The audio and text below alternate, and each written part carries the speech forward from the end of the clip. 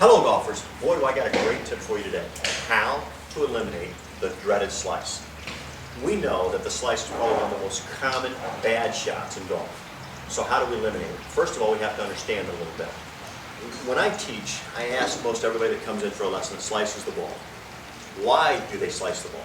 And the answers vary from, I've got the wrong grip, I've got the wrong swing path, I've got the wrong stance, I got the wrong ball position. All those sound good. But there's really only one reason that you really slice the ball. And that one reason is because when the club head actually comes in contact with the ball, it's open. So we've got to not have an open club face to stop a slice. Now, many of you out there know that. And you say, even though I know it, I still can't do it. So how do I stop? Well, the one thing that we want to do is we want to understand it. It takes 21 days to move a golf swing. That's the first thing. Well, in that 21 days, what do I work on? What do I do? And then how long do I work on it for? That's the second thing. So what I want to be able to do is I want to show you an exercise that's going to eliminate the slice, explain to you why it's going to eliminate the slice, and as well have you practice this and tell you how to practice it and how much to practice it so that it becomes habit forming in that 21 days.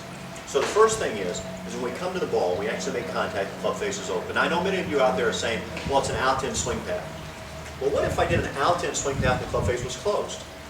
Then I've got a duck hook.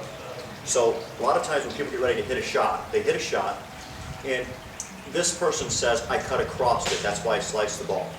And the next person says, I came over top of it, that's why I hooked the shot. It's the exact same swing.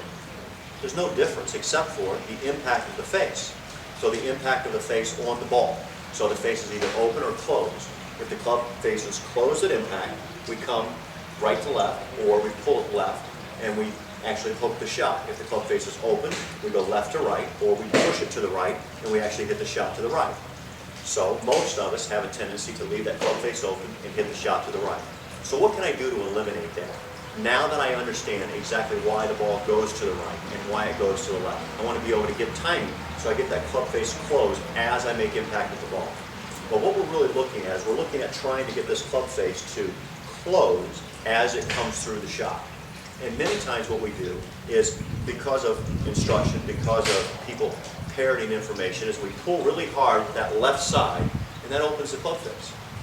That opening the club face makes us even slice more.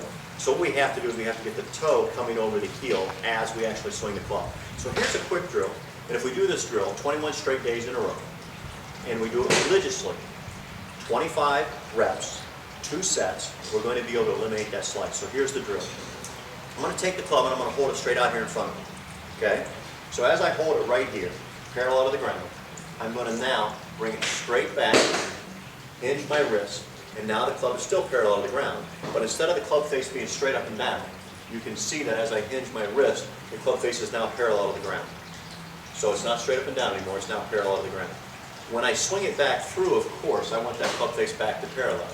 Or perpendicular to the ground rather. So I've got it straight up and down, perpendicular to the ground.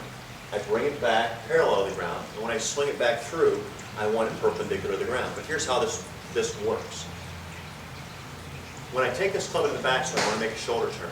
When my left hand gets across my right shoulder, I want to stop the club.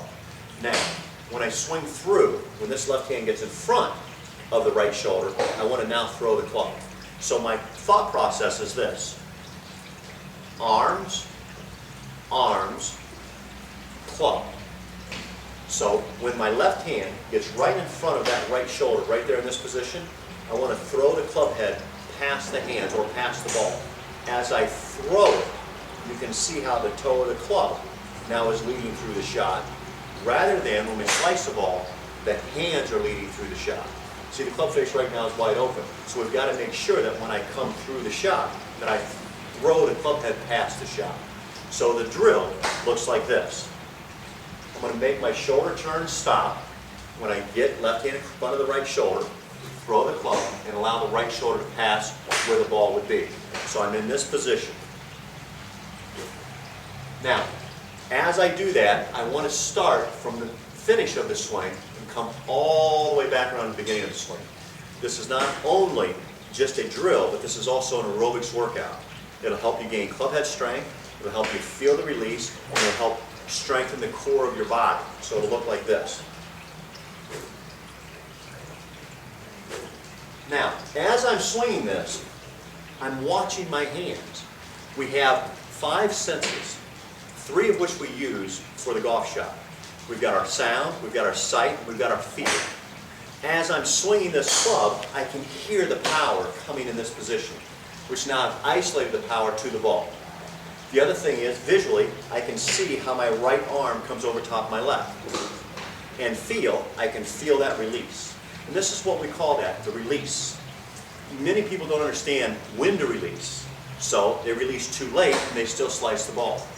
The release has to happen before you get to the ball in order to have that toe coming over the heel, coming through the shot to straighten that ball flight out. So I'm going to do this just a few times so you can get an understanding of it. And those watching the video, you can kind of slow this video down so you can kind of track how my club face comes over the heel. So we'll actually do that. And as I'm doing this, I'm watching my hands. I'm feeling my weight shift. And I know that there's no way possible that I'm going to slice the ball. Now, some of you out there get a little skeptical and say, well, you know, I really don't want that out-to-in swing path, and that out-to-in swing path causes a slice. The out-to-in swing path causes you to start the ball to the left. So what I want to do now is I want to give you a little drill to help stop the out-to-in swing path, so we get more of an in-to-out swing path.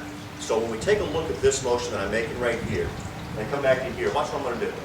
I'm just going to go right down into my posture. So this is the exact motion that I'm making, just on a different plane as I would my normal swing. So when I'm in this position, and I throw it through, and when that left hand comes across my right shoulder, I let that release. It would be the same thing as if I brought it down in this position. Okay? This is my lag position, and at this point, I want to throw the club past the hands.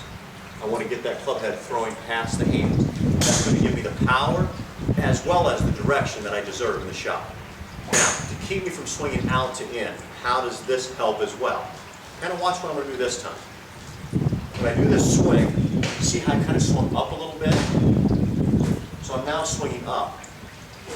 This is a whole separate drill.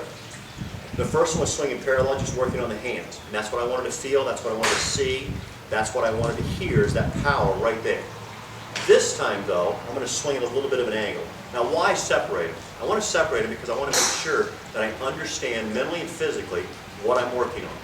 When I swing out to in, what happens is the club comes outside the line to inside the line, which causes me to either slice or pull.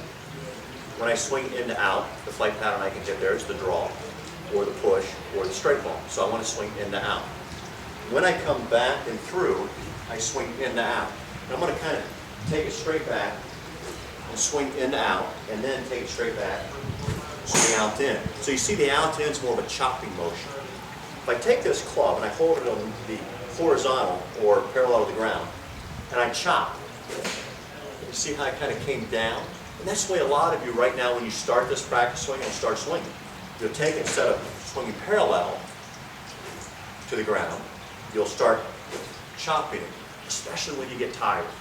And what I want to do is I want to try to swing it a little bit of an incline. So, we get in that position.